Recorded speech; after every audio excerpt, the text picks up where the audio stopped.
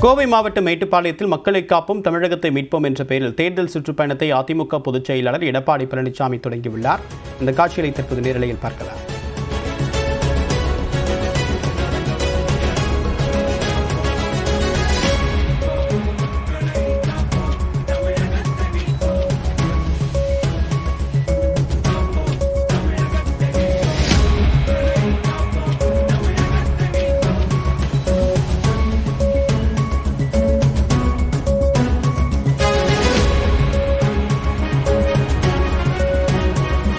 விரிவான தகவலுடன் ஈரானுடைய சிறப்பு செய்தியாளர் குருசாமி விவரம் என்ன? எந்தெந்த பகுதியில் தன்னுடைய பயணத்தை திட்டமிட்டிருக்காரு எடப்பாடி பழனிசாமி?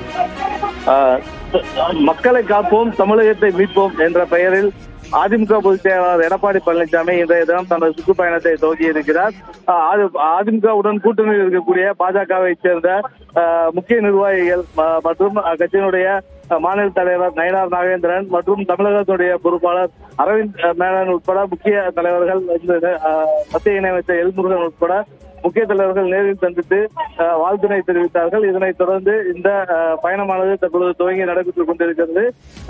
அவர் தங்கியிருந்த பிளாக் தண்டர் ரெசார்ட்டிலிருந்து காந்தி சிலை வரை வாகனத்தில் வந்த அவர் தற்பொழுது காந்தி சிலை பகுதியில் இருந்து இறங்கி ரோட் ஷோ நடத்தி கொண்டிருக்கிறார். நடைப்பயணமாக காந்தி சிலை பகுதியிலிருந்து பேருந்து நிலையத்தை நோக்கி நடைபயணம் சென்று கொண்டிருக்கக்கூடிய நிலையில் அவருக்கு பின்னால் ஆயிரக்கணக்கான அதிமுக தொண்டர்கள் மற்றும் பாஜக தொண்டர்கள் அணிவகுத்து செல்கிறார்கள்.